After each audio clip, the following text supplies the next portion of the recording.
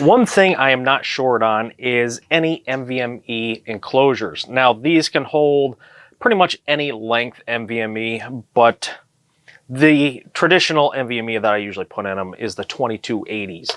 And that means it's 22 millimeters wide by 80 millimeters in length. And I have all kinds of enclosures for them. I have the ones that are, I think this one's a 40 gigabits per second. This is, oh, I said right on the back, this one is a 10 gigabits per second. These are 10 gigabits per second. I have like 4 of these. And I believe this is a 20 or a 40. I could be wrong, but anyway, they're all different. This is by Orco. This is by, or Rico, however you want to pronounce it. This is by, yeah, Asus, SSK, and this is another Orico or Orco, however you want to pronounce it. Anyway, I'm not short on those, but, and the portability of these are great. You can stick these in your pocket, in your back pocket, and they don't even show. They're great for portability. However, I kind of wanted to venture off a little bit, and I went ahead and picked up this little guy, a little NVMe. This is a 22 by 30, so instead of 22 by 80, it's 22 by 30. And we're going to do a comparison. I'll show you them, but a lot shorter, a lot stubbier, and I picked up one that's specifically meant for these short ones. So this is going to be kind of crazy. Also, this one's digital, so I want to check this thing out with you, give it a test run. We'll do a little crystal disk mark check on it and see what it'll perform, how it'll perform. So stick right there, and we're going to get this thing tested out. I'm kind of excited to get this thing tested out. This is kind of interesting. Now this is, by the way, this is a Sabrent Rocket NVMe 4.0 high performance. This is a 512 gigabyte. I didn't want to spend a terabyte or a 2 terabyte, but if you wanted to, you can get as big as you want. This is just for demonstration, and I don't believe this says any of the speed. I don't know if this is, I can't remember if this is a 5000 or a 7001, but I guess we'll find that out. I don't even believe it says on here. Oh my gosh, this thing's, look at how small it is. This is the funniest thing. I've never had or worked with one this small. Now, I've worked with the M.2, like the Wi-Fi adapters, and, you know, this is about the same size. But look at this. There's your difference. Yeah, less than half of the length. That's kind of funny. All right, so that's that. Let's get this thing unpackaged. And I have not opened these up. Get some instructions here. This is how it comes in the package. And they give you a, so you don't lose it, you can put it on your wrist. I don't know. We do get our cable with it. It's kind of actually a nice braided cable. 10 gigabits per second, that is the max that this can do. So we won't even be able to max this thing out, regardless. Even though that's a 4.0, this is only going to be 10 gigabits per second. I could not find one that goes above this, but I didn't do a lot of research. So they might make one that does like 20 gigabits per second, but not super important. The only other thing left in here is a screwdriver I'm trying to get out. There it goes. It did come with a screw. That might be for the NVMe. All right, so this is the unit right here. Actually, I'll come up and show you. So here's the unit right here. Pretty spiffy. So you can read it. I think so you can read it either direction. I'm not sure.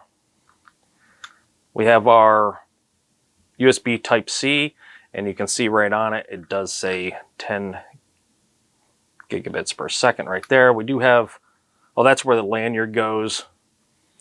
We have, this is by Dock Case, in case you're wondering. There is a, looks like an on and off button. I don't see any LEDs, but this is an LCD on the front here. So, but we do have this nice heat sink on the back here with Sorry, I was not in the center of that. We do have this heat sink right here with a screw here, and we're going to get this. Actually, that screw looks like it's mostly out already. You can kind of see the screw there. So I'll do this up on the camera here. Yeah, that was not all the way down. So now there's no more rattle. And tip this over. And that is the inside of that. That's what that looks like. And we do have the thermal pad here that we're going to have to peel this off.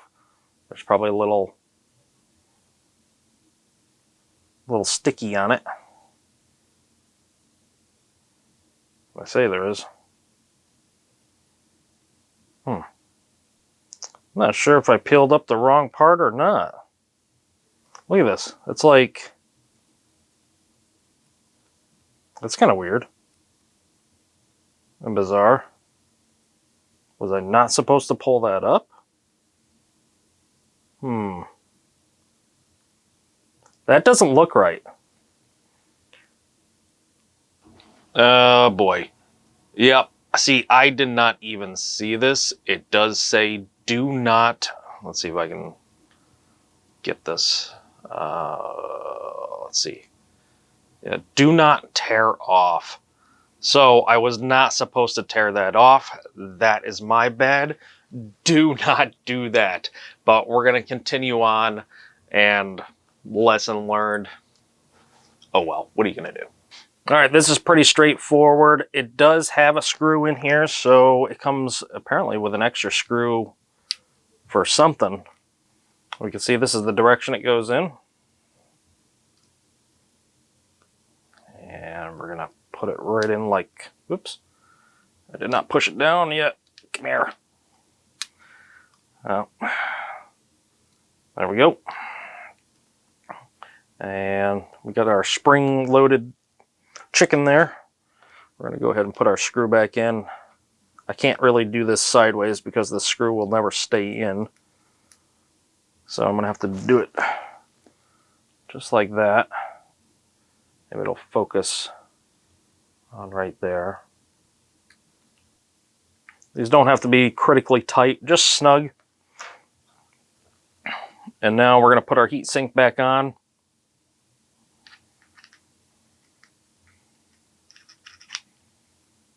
Just like that. Put our screw back in and twist that down. Just like that. All right, we're going to take the supplied cable that came with it because we know that it's good for 60 watts and 10 gigabits per second. And I am going to have to initialize this drive because it has not been initialized before. We're going to go ahead and plug that in. It does have a little peely peel if you want to watch. Ooh, that was so nice. This is a Type-C to Type-C, so you're going to have that on your laptop or your desk PC, and also you're going to have a compatible one. Usually all of them are, I don't want to say all of them. Some of them could be only 5 gigabits per second. You're not even going to max this thing out. But I do believe this one is a 10 gigabit per second on the front. And look at this. All right, I got to get you a close-up of this because this is pretty cool. We have the PLP is charging. I'm not fully understanding what it's charging. It must be the little capacitor that we saw in there. Now it's in the green. I guess I should have been more prepared on what the heck that means. That's really interesting. Now, it does say right down here, it's a 512 gigabyte NVMe. It's a Gen 3 by 2, even though it's actually a Gen 4.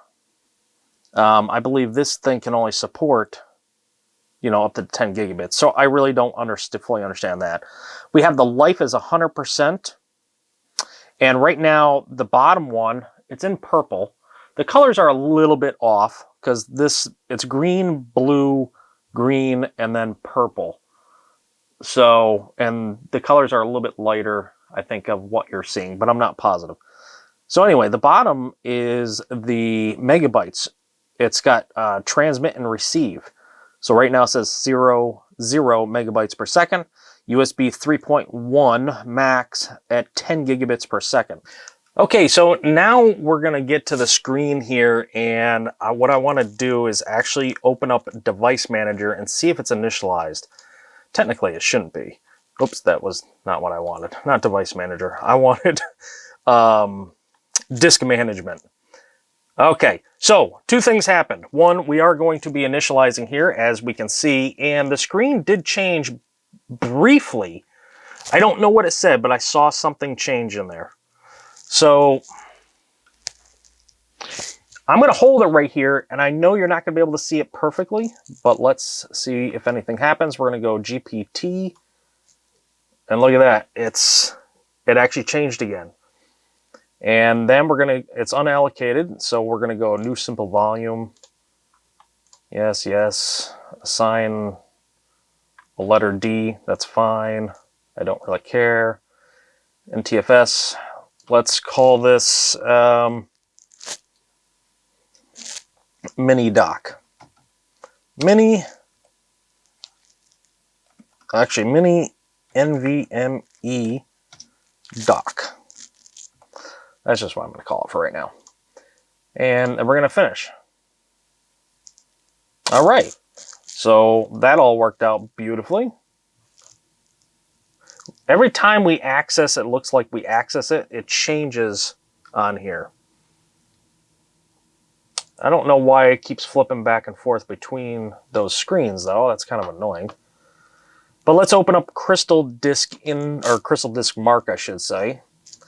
Let's run it, and we want D, and we'll just do the top ones for now, so I don't have to hold this thing here for an hour. Well, not literally an hour, but okay. So right there it says 984 megabytes per second. Then we have down here, it actually says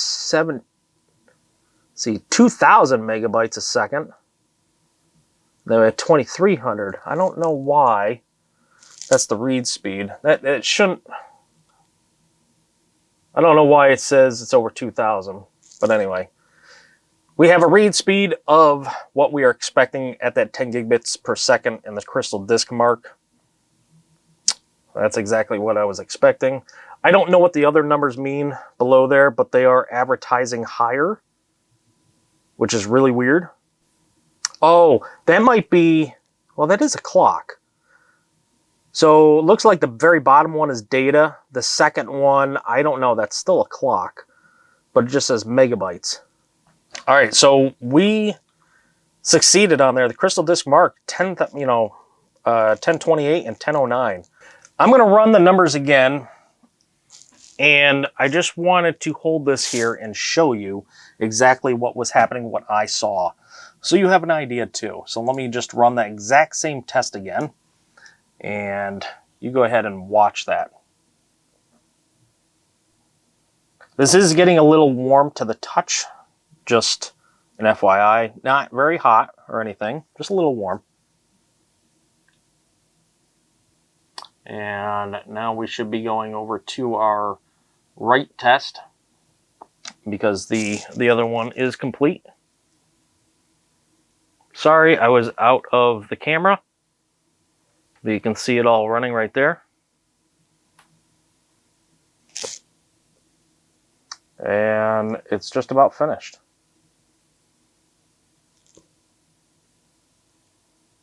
There is a small discrepancy because this one's only showing 900 and something megabytes per second, when Crystal Disk Mark is showing over, it's showing 1030 for the reads and 1011 for the writes. So there is a little bit of difference between this and the software. Okay, so I just read a little bit in the manual, and a couple of things. One, when you plug this in, that charge is what they call PLP. It's power level protection, or power loss protection. And basically it's just, I don't know why, because you can disconnect these you know, without ejecting them safely. That was Windows 10. This is Windows, or that was Windows prior to Windows 10, excuse me. So right now it's in the green, which should be fine. The other thing that I believe there's a problem with the firmware in these, or just mine that I received. This is a Gen 4 drive. So if I was to plug this SSD or this NVMe into another enclosure that's faster, or plug it into an actual PC that can take a short stubby one like this, I should be getting speeds of 5,000 and above if it's a Gen 4. And this is reading NVMe Gen 3 by 2. I get the by 2 part because of what this can support, but I don't understand why it's telling me that it's a Gen 3.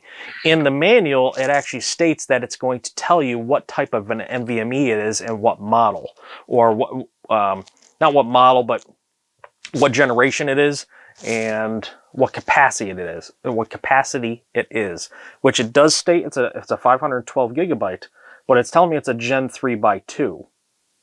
So I really don't understand. It does say below it, Sabrent SB2130 512. I don't understand why it says Gen 3, but anyway. Then there's a button here, and I'm not sure what that is. And I just want to look again because I didn't see that in here. Okay, so let's do a long press and see it says SSD info. That's when you release it, and you can't go any further than that. And then you go one press, it goes back. Let's do another long press, but a little bit longer, about me. And it has a bunch of stuff in there. I don't even know what the heck all that stuff is. It's like voltages and stuff. Let's get back out of here. Do another long press. About me. That's what I wanted. And you can restore or restart. Not too sure what all that's about. I'll do a long press. Let's hold it even longer.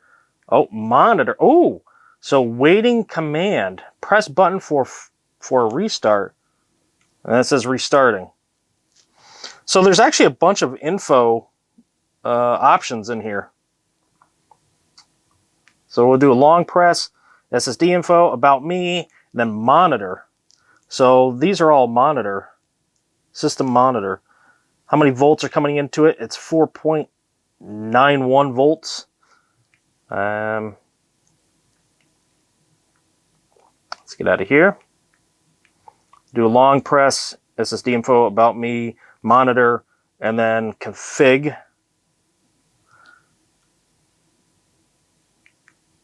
Okay, so that was just the restart again. We're going to go longer than that and see if it does anything.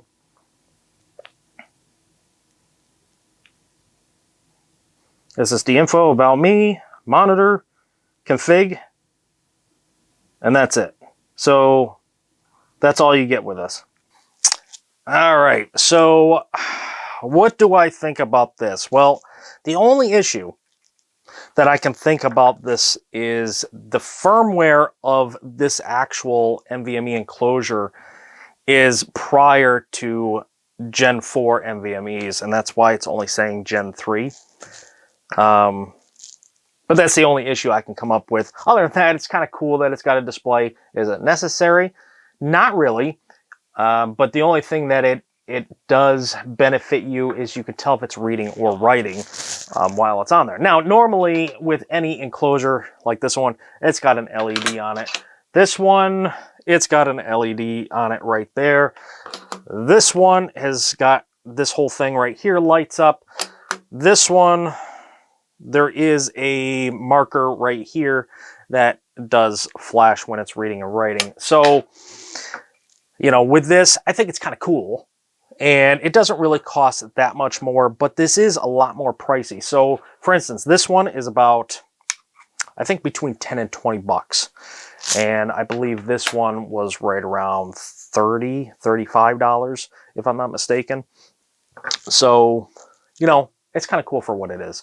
but it's just a little issue with the firmware. Something's going on there. I don't quite understand that. I don't even know if you can update this, to be honest with you. So anyway, that's it in a nutshell, and is what it is. All right, guys, well, that's going to wrap it up for me. If you are interested in one of these and checking them out for yourself, I'll leave it down in the description down below. Otherwise, feel free to grab any one of the other ones if you want, because they all work about the same, except for the speed, right? You just got to worry about the speed and the differences in that and what you want it for. If you want a higher speed, you got to remember, you just got to have the port that is going to accompany that speed that it can do. So anyway, I'm going to wrap this thing up. Don't forget to subscribe, hit that bell icon to get notified for any future videos that I do post, and hit that thumbs up just to keep that algorithm going on YouTube. If it's true or not, I don't know, but hit the thumbs up for me. Just show a little love and support. And until next time, guys, take care.